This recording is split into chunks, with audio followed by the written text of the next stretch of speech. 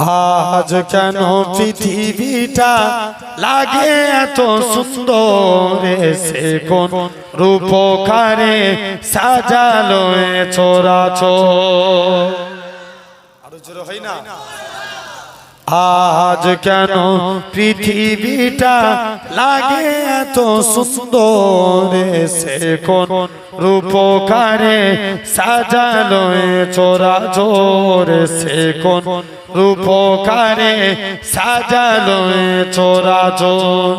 চারিদিকে নবরূপে করে ধরা জলমল, সেই রূপ দেখে হয় আখি দয় সুশীতল, আখি দয় সুশীতল।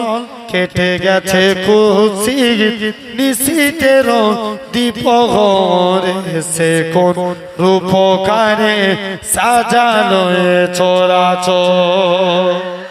আরো চিল্লে হয় না? আরো জোরে হবে।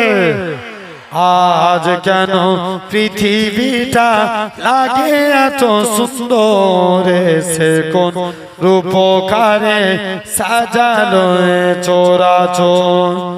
বনে বনে ফুটে ফুল করে পাখি কলরব, সবখানে কেন এত আয়োজন উৎসব, আয়োজন উৎসব। গুঞ্জনে মুখরিত গোটা মরু প্রান্তরে, সে কোন রূপকারে সাজালো এ চরাচর, সে কোন রূপকারে সাজালো এ চরাচর। আজ কেন পৃথিবীটা লাগে এত সুন্দর, সে কোন রূপকারে সাজালো এ চরাচর। মারহাবা মারহাবা সৃজনের রহমত, এসেছেন ধরণীতে নূর নবী হযরত, নূর নবী হযরত। আলোকিত তাই মাতা আমিনার কুঁড়ে ঘরে, সে কোন রূপকারে সাজালো এ চরাচর, সে কোন রূপকারে সাজালো এ চরাচর। আজ কেন পৃথিবীটা লাগে এত সুন্দর, সে কোন রূপকারে সাজালো এ চরাচর। অগণিত ফেরেশতারা ছেড়ে সাথী আসমান, নেমে এসে পৃথিবীতে গায়ে কার গুণগান, গায়ে কার গুণগান।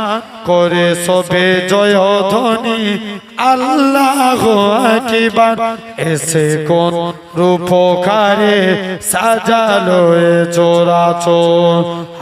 আজ কেন পৃথিবীটা লাগে এত সুন্দর, সে কোন রূপকারে সাজালো এ চরাচর। আল্লাহুম্মা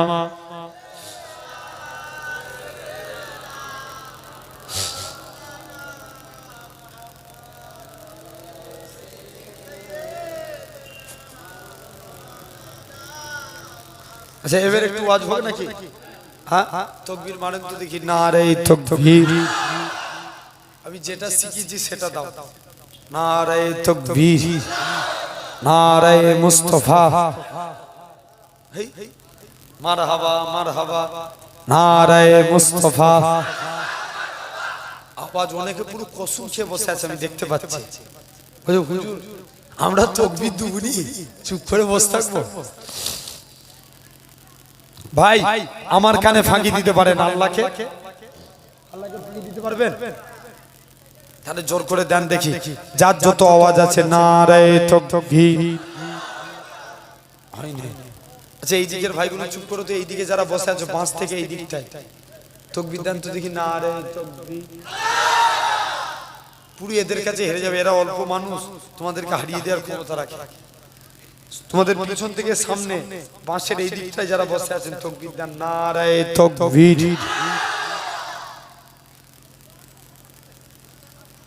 হাই উঠে, এই সাদা লুঙ্গি এসো। পীরের আওলাদের কথা শুনে না আল্লাহ, তোরা কেমন মানিস আমাদেরকে? একটু জোরে দেন আবার নারায়ে তাকবীর। আচ্ছা দেখি এবার এই দিকের ভাইগুলো দেন তো দেখি নারায়ে তাকবীর। কোন দিকটা বেশি হলো? তুলনামূলক এই দিকটা বেশি।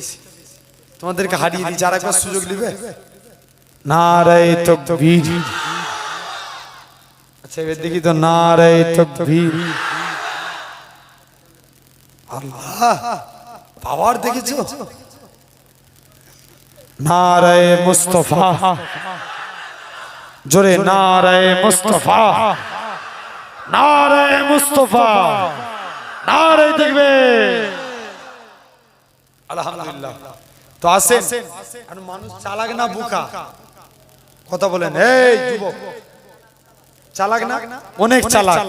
এক ছেলে 12, শুধু শুনছো এক মুরব্বি মসজিদে বসে বসে শুধু আল্লাহ আল্লাহ জিকির করছে। হুজুর বলছে হাগো চাচা, তুমি যে জিকির করো তোমার সংসার চলে কি করে? চাচা বলছে বাবা তুই বুঝবি নি, আমার বাপের যত জমি জায়গা ছিল সব বিক্রি করে দিয়েছি, ব্যাংকে মোটা অঙ্কের টাকা রেখে দিয়েছি, সুদ তুলি খায় আর আল্লাহ আল্লাহ করে। কি খায়?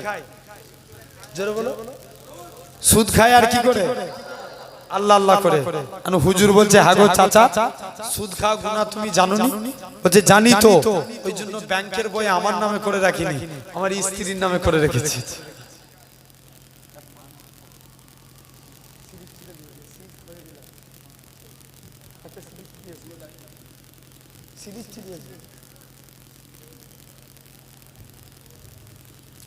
তো এরকম ভাবে যুবক ছেলেখানা শুনছেন ভাই, তো আমরা আল্লাহর কাছে তাহলে তওবা করে ফিরে আসি দিল থেকে। বানি ইসরাইলদের জামানায় একটা যুবক জিনা করেছে। তৎকালীন সময় সিস্টেম ছিল কেউ জিনা করলে তাকে জঙ্গলে ফেলে দিয়ে, সবাই মিলে তাকে জঙ্গলে ফেলে দিয়ে চলে এসেছে। জঙ্গলে পড়ে আছে, একদিন চলে গেল, কেউ তার সঙ্গে দেখা করতে যায় না। মুসলমান ঘরের ছেলে মেয়েরা, বাবা তরুণেরা, হে নবী প্রেমিকেরা, বানি ইসরাইলদের যুবকটা কি করলো? প্রথম দিন চলে গেল, একদিন চলে গেল, কেউ তার সঙ্গে দেখা করতে আসে না।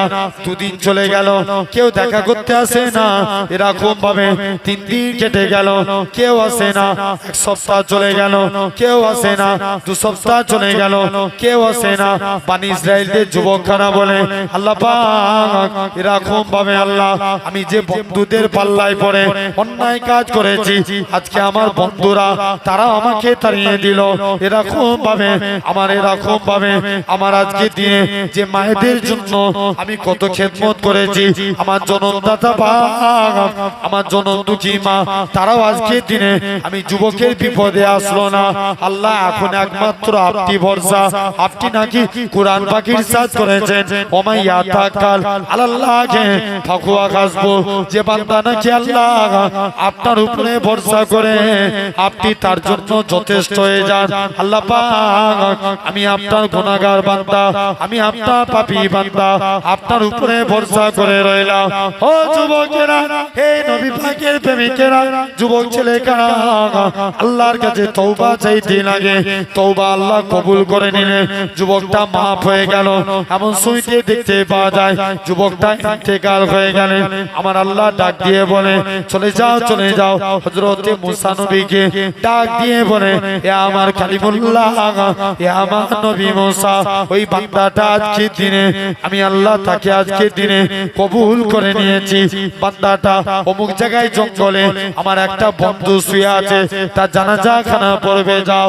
হে নওজোয়ান যুবকেরা, হযরতে মুসা নবী জঙ্গলের দিকে চলে আসেন। বানি ইসরাইলদের লোকেরা দেখে এই মানুষটা নাকি জিনাকারী।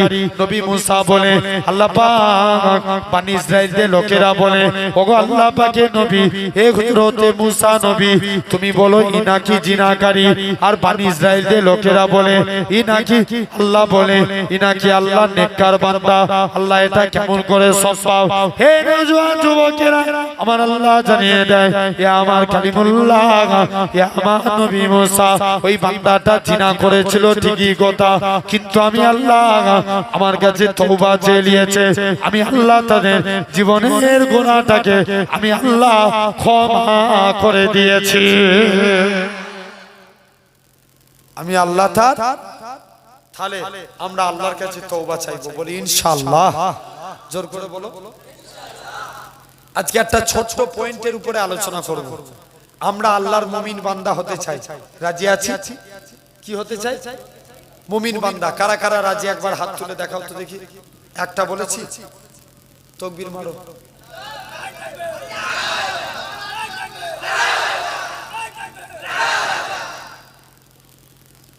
আচ্ছা, এই হাত তুললি মুমিন বান্দা হয়ে যাব?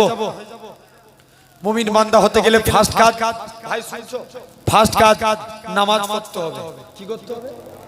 নামাজ। আচ্ছা বলো তো, এই সমাজে সব বারে বিড়িখোর বাড়ে না কমে? জোর করে বলো।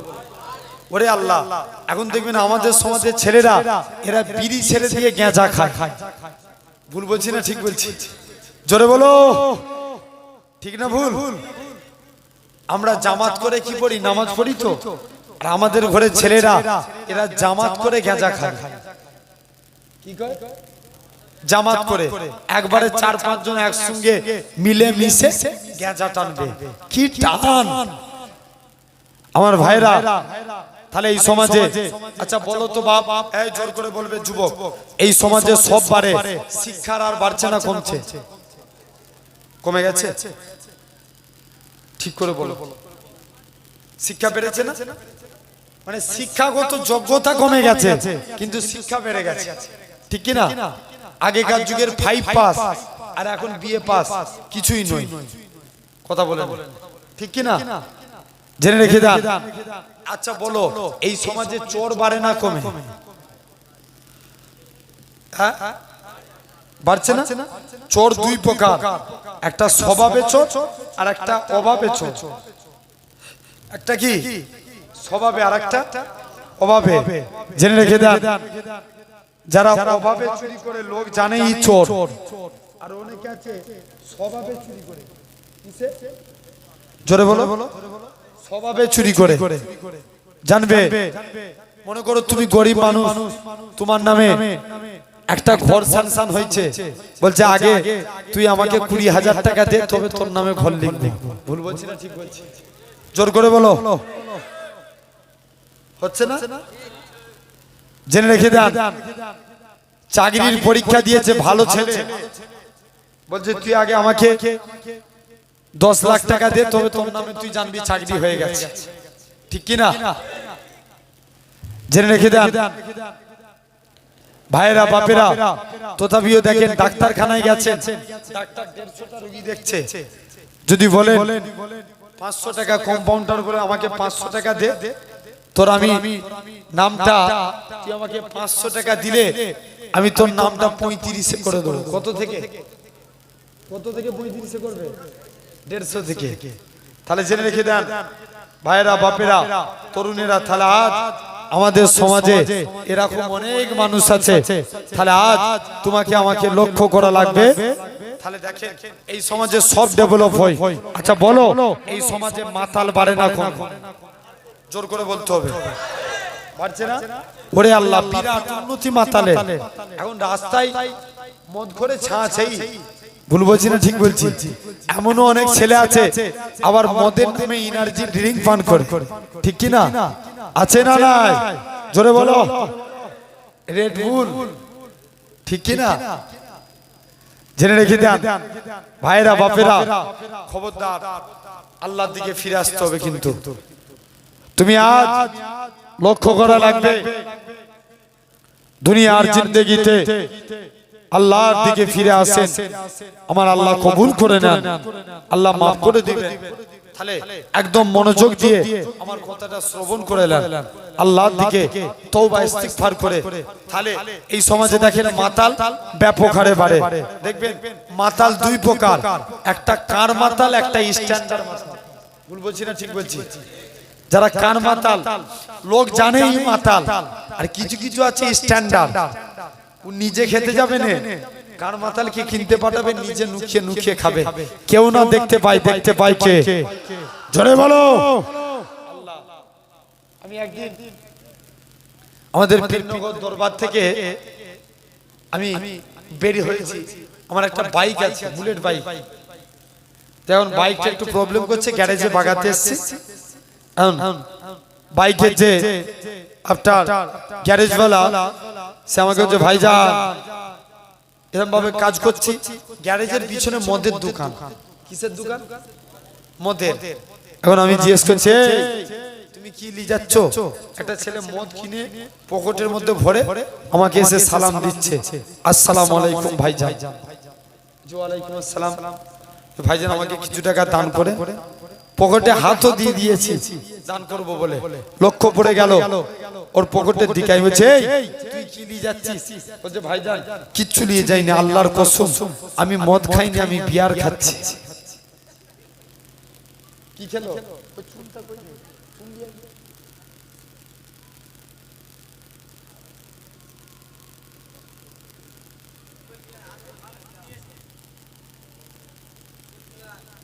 ঠিক আছে, জেনে রেখে দেন। তথাপিও ভাইরা এরকম ভাবে যুবক ছেলেখানা চিন্তার মধ্যে পড়ে গেলেন। বলছে যাই, তাহলে দেখেন লক্ষ্য করে এই সমাজে মাতাল ব্যাপক হারে বাড়ছে, ঠিক কি না?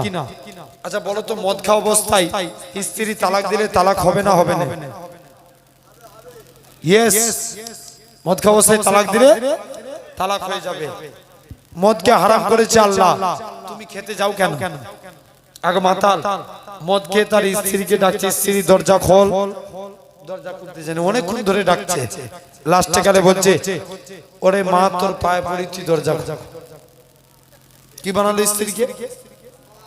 জোরে বলো, মা। ওর যে ছেলে সে তো খেপে লাল হয়ে গেছে। আব্বা আজ থেকে 3 বছর আগে তোমার মা মরে গেছে, তুমি আমার মাকে নিয়ে কেন টানাটানি করছো? মাতাল তখন মদের ঘরেই বলছে, চুপ কর ভাই, চুপ কর। কাকে বানালো? ছেলেকে কি বানালো? স্ত্রীকে মা। শরিয়াতের মশলা কোথায় যাবে? আচ্ছা বলো, এই সমাজের লটারি খোর বাড়ে না কমে? জোর করে বলতে হবে।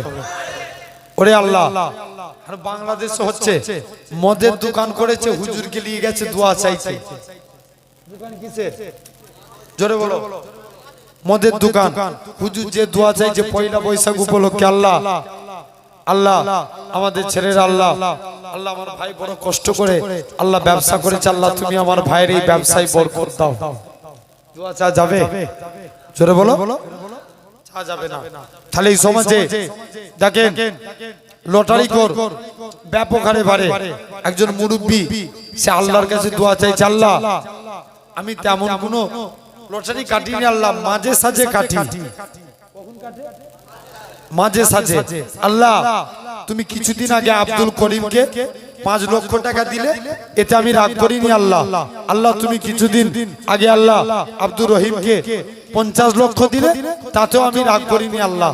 আল্লাহ আজকে আমি 30 টাকা দিয়ে লটারি কেটেছি, তুমি দয়া করে 1 কোটি টাকা পাই দাও। তুমি তো দয়ার সাগর আল্লাহ, তোমার দয়ার তুলনা নাই, তুমি 1 কোটি টাকা পাই দাও। তোমার যে কি ইবাদত করব আল্লাহ তুমি চিন্তা করে টের পাবে। কথা বুঝতে পারছো? তাহলে এই সমাজে দেখো ব্যাপক হারে লটারি করে বেড়ে গেছে। আবার বিড়ি খেলে ঠোঁট কালো হয়, মদ খেলে চোখ লাল হয়, লটারি খেললে গরিব হয়।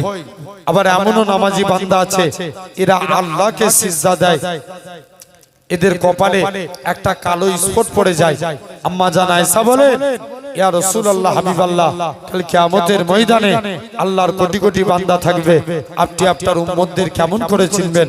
আল্লাহ রাসূল বলেছে, বিবি আয়েশা, যারা আমার প্রকৃত উম্মত হবে তাদের চেহারা দিয়ে আমি রাসূলুল্লাহ আমার নূরের জ্যোতি জ্বলতে থাকবে। জোরে বলে। হাবিব আজমি বলে, আল্লাহর একজন ওলি মাহবুব বান্দা ছিলেন। হুজুরের স্ত্রী খুব কড়া মিজাজের ছিল। কিসে? বলো বলো। কড়া মিজাজে। স্ত্রী বলে, হাগো স্বামী তুমি কোন মালিকের কাজ করো, এই মালিক চেঞ্জ করো, অন্য মালিক ধরো। হাবিব আজমি বলে, স্ত্রী সবর কর, আমার মালিক যেদিন দিবে ছপ্পর ফাড়কে দিবে। জোরে বলবে না? আর একটু জোরে হয় না? ও যে রোজই তো বলছো তোমার মালিক দিবে দিবে দিবেটা কবে? এই টাকা না নিয়ে ঘর ঢুকলে ঘরেই ঢুকতে দেবনি। হুজুর কাজ করতেন কি জঙ্গলে বসে বসে আল্লাহকে সিজদা দিতে। মুসলমান ঘরের ছেলে মেয়েরা তরুণেরা এ নবী প্রেমিকেরা হযরতে হাবিব আজমি রাহমাতুল্লাহ আলাইহি হুজুর আমার কি জানিয়েছিলেন এরকম ভাবে আল্লাহর কাছে ফরিয়াদ করে হুজুরের হাতে কোনো টাকা হলো না, মনটা বড় খারাপ। আল্লাহ পাক আমি স্ত্রীর কাছে যে কোন মুখ নিয়ে দাঁড়াবো এরকম ভাবে জোর করে কাঁদে নিজে বাড়ির দিকে চলে গেলেন। ও আমার স্ত্রী তুমি দরজা খুলে দাও। স্ত্রী দরজা খুলে দিলে ও আমার স্বামী তুমি আজকে দিনে একটুখানি দরওয়াজা খুলে দাও। দরওয়াজা খুলে দিলেন। স্ত্রী খানা বলে ও আমার স্বামী তুমি আজকে দিনে দরওয়াজা খুলে দাও। দরওয়াজা খুলে দিলেন। এমন শুনতে দেখতে পাওয়া যায় স্বামী স্ত্রী দুজনেই বলতে লাগে ও যুবকেরা স্ত্রী খানা হাবিব আজমি চেয়ে থাকে আমার স্ত্রী ঘরে হাতে গুছা গুছা টাকা বলে ও আমার স্ত্রী বলো তো দেখি তুমি এই টাকা কোথায় পেলে? স্ত্রী খানা বলে ও আমার স্বামী তুমি যে মালিকের কাজ করো তোমার মালিকটা কি বন নয়? তোমার মালিকটা দয়ালু। দুইটা লোক পাঠিয়েছিল চাল ডাল আটা দিয়ে বলে গেছে হাবিব আজমিকে বলে দিবে সে যেন তার মালিকের আরো বেশি বেশি করে কাজ করে। তার মালিকটা কি বন নয়? দোয়া করে দিয়ে যাবে। ও যুবকেরা আল্লাহ পাকের ওলি হযরতে হাবিব আজমি বলে ও আমার স্ত্রী শুনে রেখে দাও আমি যে মালিকের কাজ করি আমার মালিকটা দুনিয়ার কোনো মালিক নয়। আমার প্রভুটা দুনিয়ার কোনো প্রভু নয়। আমার মালিক হলো তামাম মালিকের মালিক রাজাধিরাজ আমার আল্লাহ পাক। আমি আমার আল্লাহর হুকুম মানি, আল্লাহ রুজি পাঠায়। কে রুজি পাঠায়? আল্লাহ। তাহলে ভাইরা এক নাম্বার তাহলে আমরা নামাজ পড়বো বলি ইনশাআল্লাহ। জোর করে বলি আল্লাহর মুমিন বান্দা হতে গেলে 2 নম্বর কাজ জবানের হিফাজত করতে হবে। আচ্ছা আমাদের হয় এখন যদি আমাদের তোমাদের বাজারের নাম কি? হ্যাঁ কি বল? খেজুরতলা বল তোমাদের বাজার? আচ্ছা মোটের দিক বাজার।